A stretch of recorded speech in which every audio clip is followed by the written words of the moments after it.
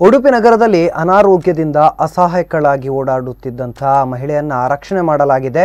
ಅನಾರೋಗ್ಯ ಪೀಡಿತ ತಾಯಿಯ ಹೊಟ್ಟೆಪಾಡಿಗಾಗಿ ಭಿಕ್ಷೆ ಬೇಡುತ್ತಿದ್ದ 9 ವರ್ಷದ ಮಗಳನ್ನ ಸಮಾಜ ಸೇವಕ ವಿಶು ಶೆಟ್ಟಿ ರಕ್ಷಿಸಿದ್ದಾರೆ. ವಿಪರೀತ ಕಾಲು ನೋವಿನಿಂದ ಬಳಲುತ್ತಿದ್ದ ಮಹಿಳೆಯನ್ನ ಜಿಲ್ಲಾಸ್ಪತ್ರೆಗೆ ಹಾಗೂ ಮಗಳನ್ನ ಬಾಲಕಿಯರ ಬಾಲಮಂದಿರಕ್ಕೆ ದಾಖಲಿಸಲಾಗಿದೆ. ರಕ್ಷಣಾ ಕಾರ್ಯಾಚರಣೆಯಲ್ಲಿ ರಾಮದಾಸ್ ಪಾಲನ್ ಉದ್ಯಾವರ ಸಹಕರಿಸಿರುತ್ತಾರೆ.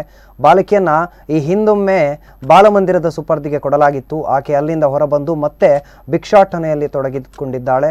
ಅಧಿಕಾರಿಗಳ ಮತ್ತು ಸಿಬ್ಬಂದಿಗಳ ಬೇಜವಾಬ್ದಾರಿ ನಡೆಯ ವಿರುದ್ಧ ವಿಶು ಶೆಟ್ಟಿ ಅಸಮಾಧಾನಗೊಂಡಿದ್ದಾರೆ.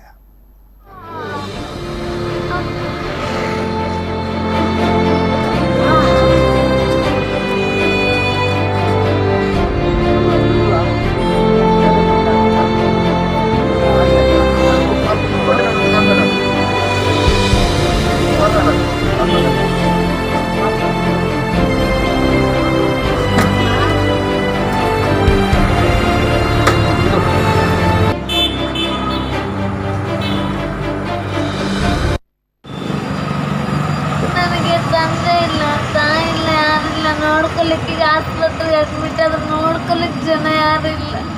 ಗಂಡ ತೀರ್ಕೊಂಡಿದ್ದಾನೆ. ಇವಳು 1 ತಿಂಗಳು ಕೂಸಿದ್ದಾಗೆ ತೀರ್ಕೊಂಡಿದ್ದಾರೆ.